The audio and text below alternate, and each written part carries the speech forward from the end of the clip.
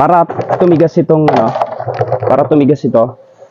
Bali, kukunin ko tong kapiraso na to, idodoble ko dito para tumigas yung bibig. Pero pagka naman kasi ito na ilagay na dito, matigas na to kasi bangga to rito. Babangga yan dyan. Babangga yan dyan. Pero mas maganda na ano, patigasin pa natin itong bibig niya. Ayan. Tabas na. Bastasin ko lang to. So, may marking na eh. So, para pandoble natin dito.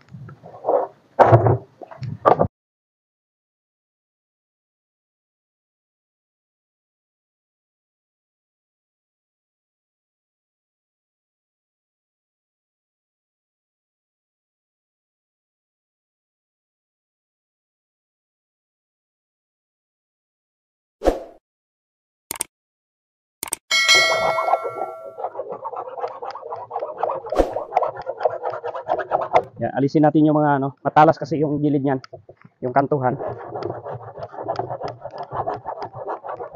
Matibay ito kasi drum, walang pagkabulok.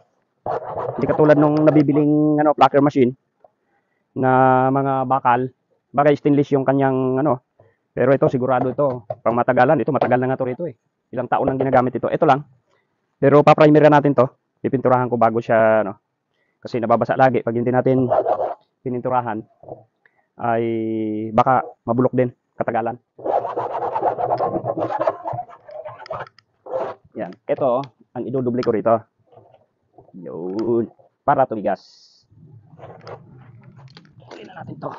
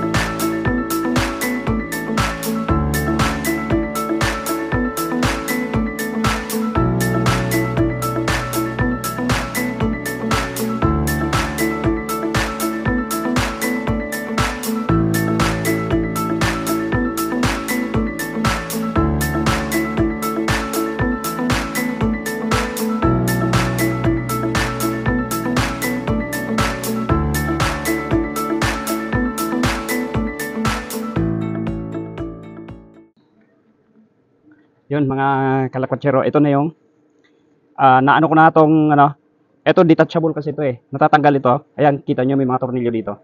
Natatanggal ito dahil pagpasok nitong drum. Pagpasok ng drum, kailangan tanggalin itong isang side na to para may pasok. Kaya ngayon may pasok na yan. Detachable to. Ngayon ang inilalagay ko, yan, ang inilalagay ko naman dito para kung sino yung mga gustong mag-DIY. Sa mga gustong mag-DIY lang po, ito yon. Yan. So, itong shafting na to, itutusok natin po dito. Yan, may butas na rin yung yung puwet ng drum. Tapos ito dito. Yan, nakaganyan yung pillow block niyan.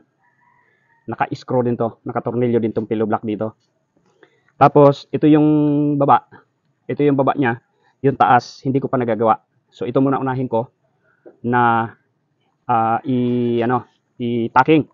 No, tacking lang muna tayo. Saka na natin i-final yan. Okay, so ito yon.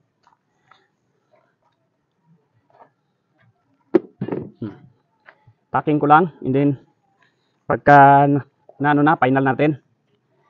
Mamaya ako i-final kasi baka pumalpak. Mabuti na yung isa-isahin lang natin. Yan. Okay. Okay, yun. Yan.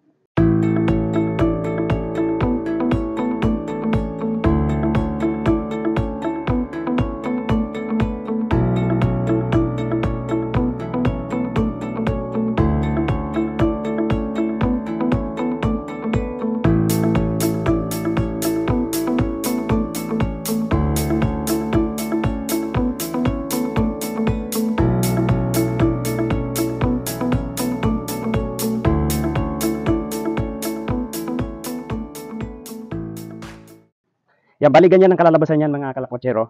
I-ano natin to. No, i-pipirmi natin yan dyan. Nakatornilyo yan. Tapos, ito yung taas. Yeah! Oh! Yan. Yan yung patayo. Kaganyan. Yan. Ito dito yung dulo, pulley. Tapos motor. Saan ba nakalagay ang motor? Doon sa permanente. Saan ba yung permanent? Ito yung permanent.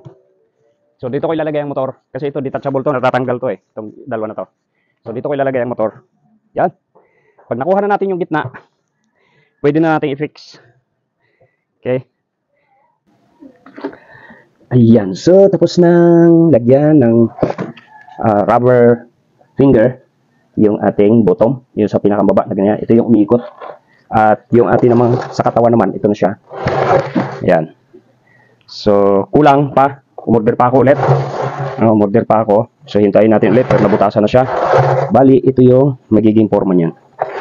Yan. So, 3 layer lang yan. Sapat na po yan para, sa tingin ko, sapat na yung 3 na yan. Para,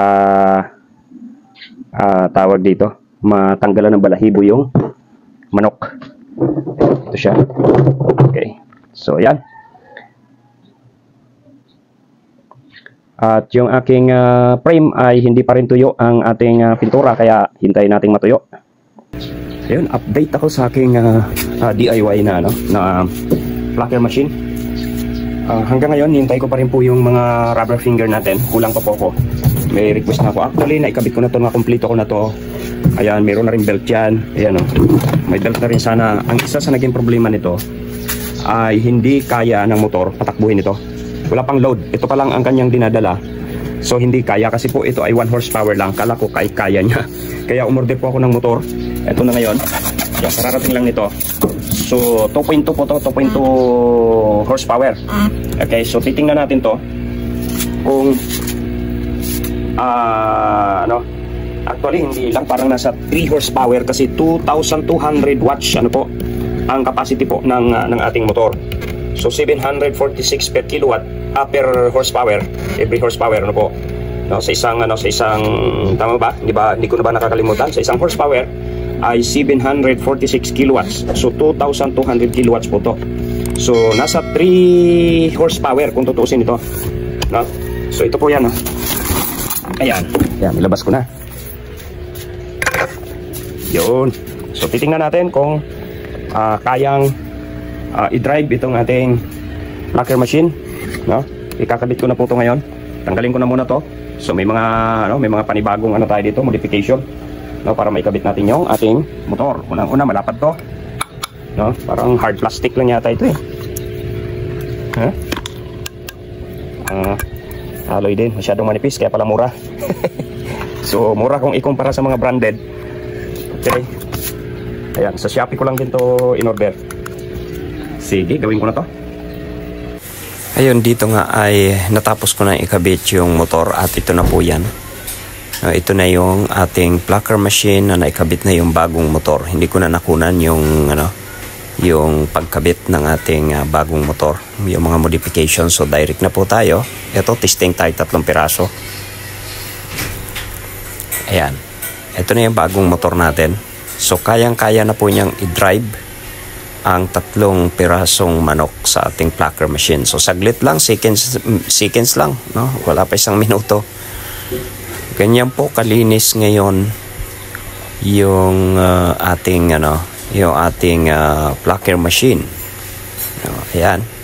So makikita natin sa bilis po ng sandaling-sandali lang. Hindi ko na nga yan tinutuloy-tuloy ang pagpapaandar ng motor, kundi putol-putol lang dahil baka magkaluray-luray o magkagutay-gutay yung mga buto ng ating mga manok. Ayan, napakalinis. Sandaling-sandali lang po. Nakita naman natin. Segundo lang po yan, 3 piraso na yan. Yan, lalagay ko rin po yung mga magkano ang ginastos ng ating plucker machine. Sa description po, pakitingnan nyo na lang kung magkano ang ginastos natin sa plucker machine nating ito na DIY. Yan na, sandali lang. Ang laking tulong po nito para sa ating pagkakatay ng manok. Ayos, salamat po sa mga patuloy na nanonood. Thank you for watching po. God bless.